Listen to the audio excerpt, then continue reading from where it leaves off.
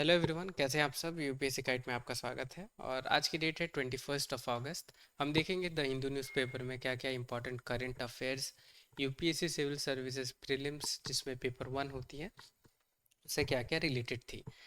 तो सबसे पहले जो न्यूज़ कवर है ये इलेक्शन कमीशन के बारे में कवर थी। ठीक है, क्योंकि उन्होंने अभी फर्स्ट फेज पोल्स की नोटिफिकेशन रिलीज़ करी है। अब ये पोल्स की क्या फेजेस है, नोटिफिकेशन, वो सारी एग्जाम पॉइंट ऑफ व्यू से इंपॉर्टेंट नहीं है। ठीक है, हमारे लिए इलेक्शन कमीशन को समझना ज़रूरी है, वही इंपॉर्टेंट हो सकती है, क्योंकि पॉलिटी में भी काफ़ी डिटेल में आपको इलेक्शन कमीशन के बारे में पढ़नी है। तो इलेक्शन कमीशन ऑफ इंडिया क्या है, कॉन्स्टिट्यूशनल बॉडी है, याद रखनी है। काम क्या करती है, तो फ्री एंड फेयर इलेक्शंस जो होती है इंडिया में उसे कंडक्ट कराती है।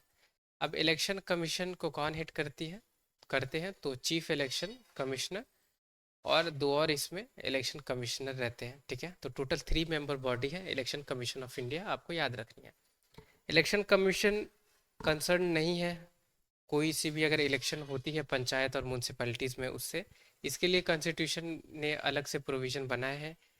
और जहाँ पे स्टेट इलेक्शन कमीशन की बात की गई है कि स्टेट इलेक्शन कमीशन जो रहेंगे, जो फॉर्म किए जाएंगे स्टेट लेवल पे, वही इलेक्शंस से जो इलेक्शन होंगी पंचायत और म्यूनसिपैलिटीज़ में उससे कंसर्न रखेंगे। ठीक है, तो स्टेट इलेक्शन कमीशन है वही इलेक्शन पंचायत और म्यूनसिपैलिटीज़ की देखती है, आपको याद रखना है इसे। इलेक्शन कमीशन जो यूनियन लेवल पे है ये नहीं देखती है। आगे बढ़ते हैं। अपॉइंटमेंट कौन करता है, चीफ इलेक्शन कमीशन और जो इलेक्शन कमिश्नर्स हैं उनकी, तो वो करते हैं प्रेसिडेंट। ठीक है, चीफ इलेक्शन कमिश्नर और अदर इलेक्शन कमिश्नर वो अपॉइंट करते हैं प्रेसिडेंट, याद रखनी है। अब 1950 से लेकर 1989 तक ये 1 मेंबर बॉडी थी, इसमें सिर्फ और सिर्फ चीफ इलेक्शन कमिश्नर हुआ करते थे। फिर बाद में 1989 के बाद इसमें दो और इलेक्शन कमिश्नर्स को ऐड कर दिया गया इलेक्शन कमीशन में। ठीक है, जिसकी वजह से ये 3 मेंबर बॉडी बन गई। अब चीफ इलेक्शन कमिश्नर और जो बाकी दो इलेक्शन कमिश्नर्स होते हैं इनके पास इक्वल पावर रहती है। ठीक है, इक्वल सैलरी और अलाउंस भी तीनों की इक्वल है, आपको याद रखनी है। ठीक है, और किसके सिमिलर होती है इनकी अलाउंस और सैलरी, तो जो जज होते हैं सुप्रीम कोर्ट के उनकी सिमिलर होती है। Constitution has not prescribe the qualification, यानी जो इलेक्शन कमीशन के जो मेंबर अपॉइंट किए जाएंगे उनकी कोई क्वालिफिकेशन मेंशन नहीं है कॉन्स्टिट्यूशन में। ठीक है, ना ही कोई टर्म मेंशन है कि कितने ईयर के लिए ये ऑफिस होल्ड करेंगे कॉन्स्टिट्यूशन में। यहाँ तक कि कॉन्स्टिट्यूशन ने रोका भी नहीं है, जो इलेक्शन कमीशन के अंदर मेंबर्स होते हैं वो अगर रिटायर हो जाते हैं तो वो दूसरी जो गवर्नमेंट की ऑफिसेज हैं उनके लिए वो अपॉइंट किए जा सकते हैं। ठीक है, इलेक्शन कमीशन को कौन असिस्ट करता है, तो डिप्टी इलेक्शन कमिश्नर जो सिविल सर्विसेज से लिए जाते हैं। और स्टेट लेवल पे इलेक्शन कमीशन को कौन असिस्ट करती है, तो चीफ इलेक्टोरल ऑफिसर होते हैं वो इसे असिस्ट करते हैं। ठीक है, जो अपॉइंट किए जाते हैं चीफ इलेक्शन कमिश्नर और स्टेट गवर्नमेंट के कंसल्टेशन के बाद। तो ये इंपॉर्टेंट चीज़ है, आपको पता होनी चाहिए। अब हम बढ़ते हैं आगे न्यूज़ में। अभी इंडिया मलेशिया के बीच में मीटिंग चल रही है और मलेशिया अभी सोच रही है ब्रिक्स जो ग्रुप है इसकी एंट्री लेना चाह रही है। ठीक है, तो इसलिए ये न्यूज़ है। हम अब ब्रिक्स के बारे में समझेंगे। अब ब्रिक्स क्या है, तो इंटर गवर्नमेंटल ऑर्गेनाइजेशन है जिसमें कौन कौन सी मेंबर हैं, तो Brazil, Russia, India, China, south Africa, Iran, Egypt, Ethiopia और यूनाइटेड अरब एमिरेट्स। तो याद रखनी ये सारी मेंबर्स हैं। पहले तो सिर्फ ब्राज़ील, रशिया, इंडिया, चाइना ही थी, तो हमारे लिए याद रखना बहुत ही इजी हो जाता था, राइट। पर अब 2024 में कुछ और मेंबर्स इसमें ऐड हो गई, जैसे इजिप्ट हो गई, Iran, Ethiopia, United Arab Emirates, जिसकी वजह से ग्रुप में कुछ ज़्यादा मेंबर्स अभी हो गए हैं। तो फाउंडिंग मेंबर्स कौन कौन है ब्रिक के, ये हमें पता होनी चाहिए। ब्राज़ील, रशिया, इंडिया, चाइना, चार ही हैं, आपको अच्छे से याद रखना है। पहली समिट कहाँ हुई थी, तो येकेटरिनबर्ग 2009 में पहली समिट हुई थी। ठीक है, और 2009 में पहली समिट हुई थी जिसमें आप देख सकते हैं यहाँ ब्राज़ील, रशिया, इंडिया, चाइना ही थी। पर एक ईयर बाद साउथ अफ्रीका ने ब्रिक्स को ज्वाइन किया। ठीक है, आपको याद रखनी है। तो अगर फाउंडिंग में कंट्रीज कौन कौन है, तो ब्राज़ील, रशिया, इंडिया, चाइना। एक ईयर बाद साउथ अफ्रीका ने ज्वाइन किया। और 2024 में ईरान, इजिप्ट, इथोपिया और यूनाइटेड अरब एमिरेट्स ने इसे ज्वाइन किया। ठीक है, इंपॉर्टेंट हो सकती है 2024 में, तो यूपीएससी ने नहीं पूछा। ऐसे बॉडीज पे यूपीएससी पूछती है क्वेश्चन। ठीक है, तो चांसेस है क्योंकि मेंबर्स ऐड हुए हैं, तो 2025 में आप क्वेश्चन एक्सपेक्ट कर सकते हैं ब्रिक्स से। अब combined the BRIC members encompasses about 30% of world land surface and 45% of global population। Important fact है, आपको पता होनी चाहिए कि 30% जो वर्ल्ड की लैंड सरफेस है ब्रिक कंट्री के अंदर मेंबर्स है वो कवर करते हैं, राइट। और 45% global population. UPSC direct statement में आपसे या इस स्टेटमेंट डेटा में ऊपर नीचे करके आपसे पूछ सकती है, क्योंकि यूपीएससी वैसे ही करती है, ये सारी जो 30% है ना इसको 40% कर देगी या 50% कर देगी, ऐसे जो फैक्ट्स रहते हैं इस पे यूपीएससी छेड़छाड़ करती है स्टेटमेंट में, ठीक है। तो आपको ये पता होनी चाहिए। अब हम आगे बढ़ते हैं, कुछ और डिटेल्स को देखेंगे। BRICS country are considered the foremost geopolitical rivalry of the G7 group of leading advanced economies, ठीक है। तो ब्रिक जो कंट्रीज हैं वो राइवरी हैं किस ग्रुप की, तो G7 ग्रुप की। तो G7 जो ग्रुप है ये बहुत एडवांस इकोनॉमी है। इस कंट्री जो G7 ग्रुप में है वो बहुत ही एडवांस इकोनॉमीज कंसिडर किए जाते हैं, राइट। तो इसी की ये राइवरी है, तो यूपीएससी स्टेटमेंट पूछ सकती है, आपको ध्यान रखना होगा। The term BRICS was originally developed in the context of foreign investment strategy. It was introduced in the 2011 publication by Jim O'Neill। तो जिम ओनिल ने 2001 में ब्रिक्स टर्म को यूज़ किया था, आपको ये याद रखनी है। अब ब्रिक्स कंट्रीज ने ही मिल के न्यू डेवलपमेंट बैंक को क्रिएट किया है, ठीक है, जिसे ब्रिक्स डेवलपमेंट बैंक भी कही जाती है। इस बैंक के बारे में मैंने बहुत डिटेल आपको समझाया है, इसकी वीडियोस अपलोड है प्लेलिस्ट में, आप वहाँ देख सकते हैं, ठीक है। ऐसे अभी ब्रीफ ऊपर ऊपर से मैं आपको बता दे रहा हूँ, ठीक है। तो न्यू डेवलपमेंट बैंक या ब्रिक डेवलपमेंट बैंक, ये दोनों इसी के नाम है, ठीक है। ये मल्टी लैटरल डेवलपमेंट बैंक है जो इस्टेब्लिश की गई थी ब्रिक स्टेट्स के द्वारा। और कौन कौन सी कंट्री के द्वारा, तो Brazil, Russia, India, China, south Africa, ठीक है। अब ये ब्रिक मेंबर्स हम मैप में समझ लेते हैं। तो यहाँ देख सकते हैं ये है Brazil, south Africa, Ethiopia, Egypt, UAE, Iran, Russia, China, India, ठीक है। तो ये अभी फ़िलहाल मेंबर्स हैं ब्रिक कंट्री की। अब बढ़ते हैं आगे।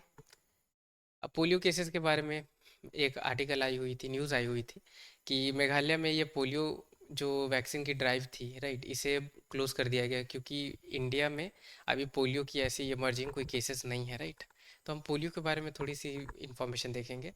तो पोलियो क्या है, तो इन्फेक्शियस वायरल डिजीज़ है जो मेनली चिल्ड्रंस को अफेक्ट करती है, ठीक है।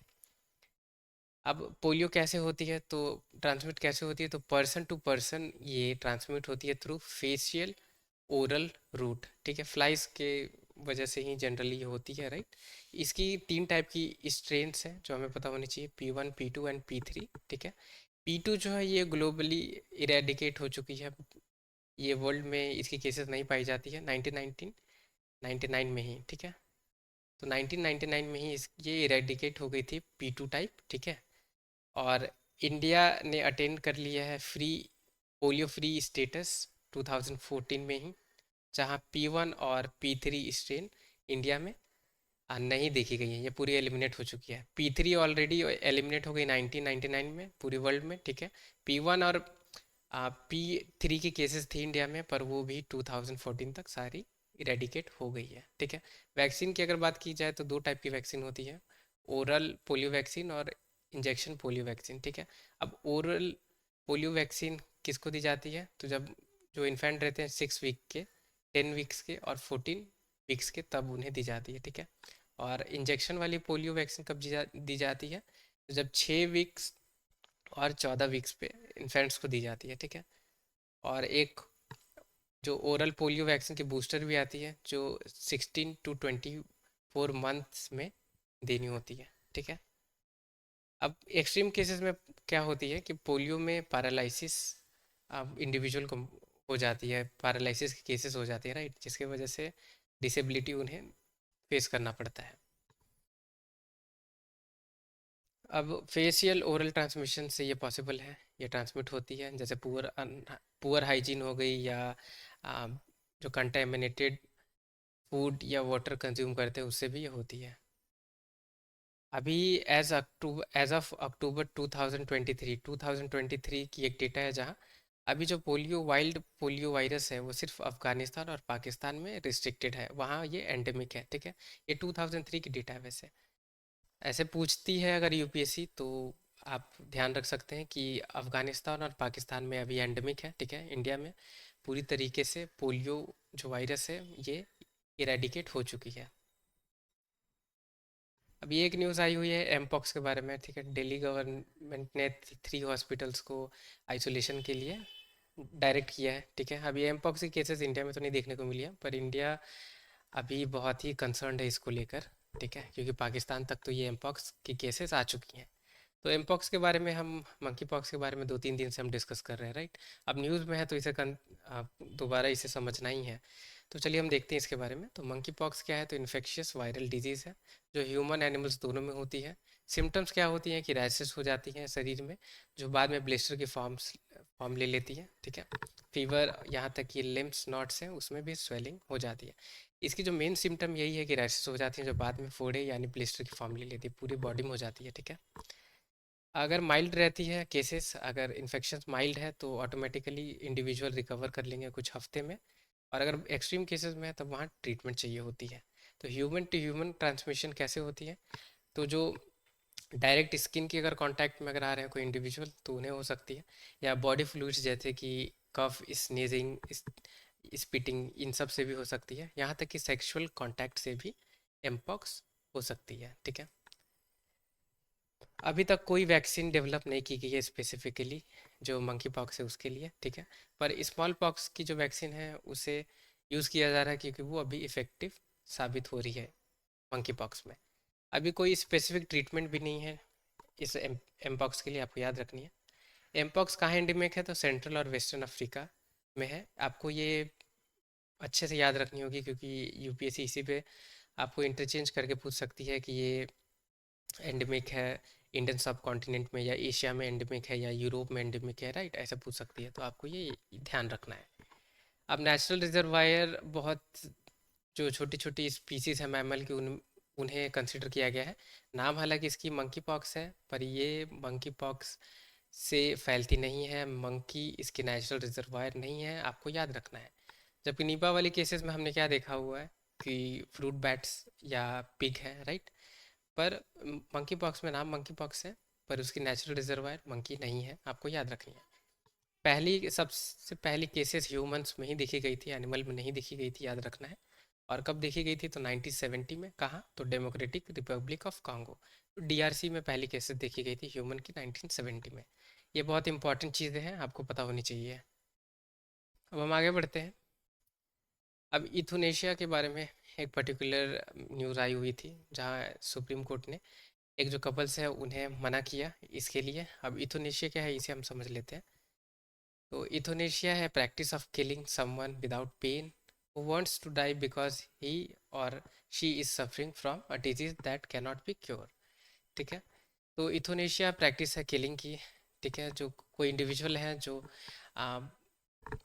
बहुत ज़्यादा पेन में है या कोई डिजीज से सफ़र कर रहे हैं जिसे क्योर नहीं किया जा सकता है, तो इथोनेशिया लेकर वो उन्हें विदाउट पेन उन्हें मारा जाता है, राइट। पर ये इंडिया में इलीगल है और बहुत सारे कंट्री में भी इलीगल है। अब ये जो कपल है ये न्यूज़ में दोबारा आ गई है क्योंकि 2017 में भी न्यूज़ में थी, ठीक है। जहाँ सुप्रीम कोर्ट ने मना ही कर दिया था और ये बार बार अपनी जो कंसर्न है उसे फाइल करते हैं सुप्रीम कोर्ट में, और बार बार सुप्रीम कोर्ट उसे रिजेक्ट कर देती है, राइट। क्योंकि ये इंडिया में इलीगल कंसिडर की गई है। तो ये जो कपल कपल है इन इनकी एक सन है, ठीक है, जो छत से गिर गए थे, जिनके वजह वजह से वो अभी हाँ ऐसी स्टेट में है, मतलब मरे ही हुए स्टेट में है, ना बोल सकते हैं ना कुछ नहीं कर सकते, पूरी डिसेबल ही आप समझ सकते हैं उनकी बॉडी है, राइट। और बस जिंदा लाश जिसे कही जाती है, राइट, वही वाली कंडीशन है। तो वो चाहते हैं कि उनकी सन को ये इथोनेशिया दे दी जाए ताकि वो पेनलेस उनकी डेथ हो जाए। तो यही थी इथोनेशिया, वैसे इलीगल है इंडिया में। यूपीएससी ऐसा तो नहीं पूछेगी पर टर्म्स में भी पूछ सकती है, ठीक है, कि इथोनेशिया न्यूज़ में देखी गई है किस चीज़ से रिलेटेड है। हालांकि 2018 में तो यूपीएससी ने नहीं पूछा, पर दोबारा न्यूज़ में है तो हमें समझना ही है कि आखिर ये इथोनेशिया होती क्या है, ठीक है। अब हम आगे बढ़ते हैं न्यूज़ में। ये पर्टिकुलर एक इमेज थी अवेलेबल द हिंदू में कैलाश टेम्पल के बारे में। ठीक है। तो कैलाश टेम्पल के बारे में हम थोड़ी सी जानकारी देखेंगे। तो ये है कैलाश टेम्पल, इमेज में आप देख सकते हैं ये रॉक कट है, ठीक है। पूरी रॉक को काट के ये टेम्पल बनाई गई है, और ये इंडिया में बहुत फेमस, क्या पूरी वर्ल्ड में फेमस है ये, ठीक है। तो Kailash temple largest rock cut temple है इलोरा केव्स के अंदर, याद रखनी है। अजंता बाग केव्स के अंदर नहीं है ये, या एलिफेंटा केव्स के अंदर, ये इलोरा केव्स के अंदर है, ठीक है। कहाँ? तो महाराष्ट्र में। और ये केव्स को the climax of rock cut phase of Indian architecture भी कही गई है, तो आपको ये याद रखनी है। यूपीएससी पूछ सकती है कौन सी टेम्पल को the climax of the rock cut phase of Indian architecture कही गई है, तो वैसे स्टेटमेंट ये बन सकती है, ठीक है। अब जो केव 16 है एलोरा केव्स में, ठीक है, वो कैलाश टेम्पल ही है, आपको याद रखनी है। और 34 केव्स हैं हिंदू की, उसमें से ये सबसे लार्जेस्ट है, ये भी आपको याद रखनी है, ठीक है। अब एलोरा केव्स के अंदर हिंदू, बुद्धिज्म और जैन, ये तीनों टाइप की केव्स अवेलेबल हैं, ठीक है। इसी पे यूपीएससी ने पूछा हुआ था कि नीचे दिए गई कौन सी केव्स में हमें हिंदू, बुद्धिस्ट और जैन केव टेम्पल देखने को मिलती है, तो ऐसे यूपीएससी ने फ्रेम किया था क्वेश्चन, तो आपको ये पता होनी चाहिए। अब जो कैलाश टेम्पल है ये किसने बिल्ड किया था? तो रस राष्ट्रकूटा किंग जो थे कृष्णा वन, इन्होंने इसे बिल्ड करवाया था। अब ये टेम्पल आर्किटेक्चर जो पालवा और चालुक्य स्टाइल है टेम्पल आर्किटेक्चर की, वो हम देख सकते हैं कैलाश टेम्पल में, ठीक है। तो याद रखनी है। अब आगे बढ़ते हैं, अब एलोरा केव्स में ही है, तो एलोरा केव्स के बारे में भी थोड़ी सी हम जानकारी देख लेते हैं। तो एलोरा केव्स आपको याद रखनी है, यूनेस्को वर्ल्ड हेरिटेज साइट के अंदर है, ठीक है, जो महाराष्ट्र में है। और बाकी कौन सी केव्स है? तो अजंता है, ठीक है, एलिफेंटा है और इलोरा है। बाघ केव्स है या नहीं वो आप मुझे कंफर्म करके कमेंट बॉक्स में बताएं, ठीक है। वो आपके लिए मैं होमवर्क, एज अ होमवर्क छोड़ रहा हूँ, ठीक है। अब ये one of the largest rock cut Hindu temple caves है, कॉम्प्लेक्स है पूरी वर्ल्ड में, ठीक है। और हिंदू, बुद्धिस्ट, इस जो केव्स बनाई गई थी वो राष्ट्रकूटा डायनेस्टी के वक्त बनाई गई थी। और जो जैन केव्स है उसे कंस्ट्रक्ट किया गया था यदवा डायनेस्टी के द्वारा, ठीक है। तो ये थोड़ी सी बेसिक चीज़ें हैं जो हमें पता होनी चाहिए। अब हम आगे बढ़ते हैं। पोलैंड के बारे में न्यूज़ है, क्योंकि अभी हमारे प्राइम मिनिस्टर सोच रहे हैं पोलैंड में विजिट करना, राइट। तो पोलैंड कंट्री के बारे में थोड़ी थोड़ी हम जानकारी देख लेते हैं, ये कहाँ है, ठीक है। तो ये पोलैंड है, कौन कौन सी कंट्री से बाउंड्री शेयर होती है? तो यहाँ हम देख सकते हैं लिथुनिया, बेलारूस, यूक्रेन, स्लोवाकिया, चेक रिपब्लिक और जर्मनी। और ये जो पर्टिकुलर है ये ऑटोनोमस रीजन है, ये शायद रशिया की है, ठीक है। हमारे लिए इम्पोर्टेंट है। अब ये कंट्री से तो बाउंड्री अगर कौन कौन सी रिलेट हो रही है लैंड बाउंड्री, तो वैसे यूपीएससी पूछ सकती है, अदरवाइज ये बाल्टिक सी है। रेड सी के बारे में यूपीएससी ने पूछा है, डेड सी के बारे में पूछा है, ब्लैक सी के बारे में पूछा है, राइट। अभी बाल्टिक सी के बारे में यूपीएससी ने नहीं पूछा है। अब पोलैंड न्यूज़ में है तो बाल्टिक सी इंपॉर्टेंट हो सकती है। अब कौन कौन सी कंट्री से बाउंड्री शेयर होती है बाल्टिक सी की? तो Denmark, Estonia, Finland, Germany, right, Latvia, Lithuania, Poland, Russia, Sweden, ये सारी कंट्रीज है जिनकी बाउंड्री शेयर होती है। तो आपको अच्छे से बाल्टिक सी एग्ज़ाम के लिए प्रिपेयर करके जानी है, ठीक है।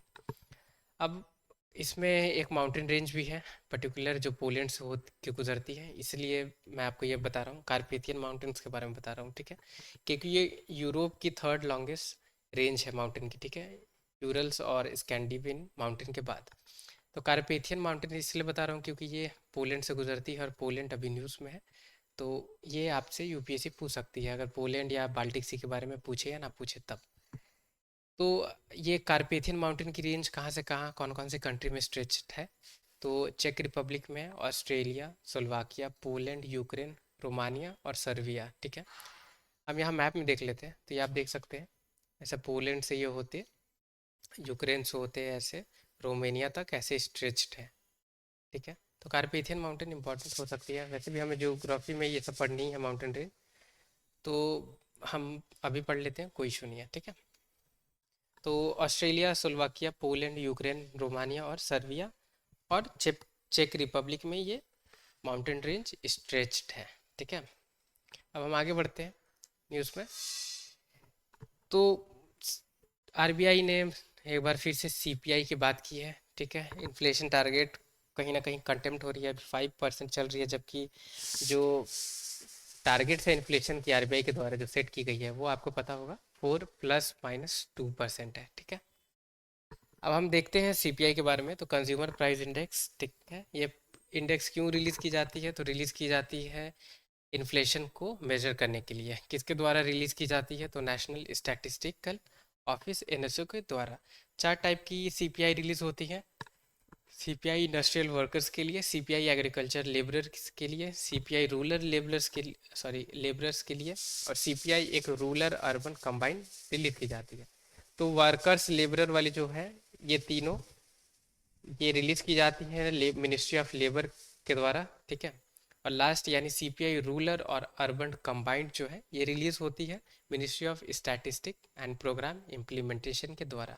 आपको याद रखनी है। ठीक है, यूपीएससी स्टेटमेंट में आपसे पूछ सकती है कि ये चारों रिलीज की जाती है मिनिस्ट्री ऑफ लेबर के द्वारा या तो ministry of statistic and programme implementation के द्वारा। तो वैसे कंफ्यूज कर सकती है आपको। बेस ईयर सीपीआई की क्या है? तो 2012 है। ठीक है, और सीपीआई हर मंथ रिलीज होती है, ये आपको याद रखना है। अब हम आगे बढ़ते हैं, थोड़ी सी कंपैरिजन देख लेते हैं होलसेल प्राइस इंडेक्स और सीपीआई कंज्यूमर प्राइस इंडेक्स के बारे में। वैसे डब्ल्यूपीआई ये ख़त्म कर दी गई है इंडिया में। ठीक है, पहले इसके बेसिस पे इन्फ्लेशन को मेजर किया जा रहा था, फिर बाद में 2014 में सीपीआई को आरबीआई ने अडॉप्ट किया, क्योंकि ये काफ़ी अच्छी ब्रॉडर पिक्चर देती है इन्फ्लेशन की। ठीक है, इसकी वजह से आरबीआई को काफ़ी ईजी होती है इन्फ्लेशन मेजर करने के लिए। तो डब्ल्यूपीआई को कौन रिलीज कर रहा था? तो इकोनॉमिक एडवाइजर, इसे ऑफिस ऑफ इकोनॉमिक एडवाइजर के द्वारा इसे रिलीज की जा रही थी, जबकि सीपीआई को सेंट्रल स्टैटिस्टिक ऑफिस रिलीज करती है। अब डब्ल्यूपीआई में सिर्फ गुड्स कवर की जा रही थी, जबकि सीपीआई में गुड्स सर्विसेज दोनों है, याद रखनी है। ठीक है, ये होलसेलर्स और बिजनेस को टारगेट कर रही थी डब्ल्यूपीआई, जबकि सीपीआई कंज्यूमर को टारगेट करती है। अब डब्ल्यूपीआई फाइनेंशियल ईयर को एज ए रेफरेंस में यूज़ करती थी, जबकि सीपीआई कंज्यूमर प्राइस इंडेक्स ये जो ईयर कैलेंडर होती है जनवरी से दिसंबर, वही यूज़ करती है। अब बेस ईयर की अगर बात की जाए तो 2011 है डब्ल्यूपीआई की, जबकि सीपीआई की 2012 है। वैसे डब्ल्यूपीआई के बारे में यूपीएससी ने पूछ लिया, तो डब्ल्यूपीआई के बारे में तो नहीं पूछेगी, पर कंपैरिजन में पूछ सकती है, इसलिए मैंने आपको दोनों बता दिया। ठीक है, तो थैंक यू सो मच। आज की वीडियो में इतनी ही जानकारी थी आपके लिए अवेलेबल, जो सिर्फ और सिर्फ यूपीएससी ओरिएंटेड थी। तो अगर आपको वीडियो पसंद आई हो या अगर आपने वॉच किया है तो प्लीज़ लाइक करें वीडियो को। चैनल पर नए हैं या अभी तक सब्सक्राइब नहीं किया है तो प्लीज़ चैनल भी सब्सक्राइब करें। टिल द टाइम के लिए take care, have a great day ahead.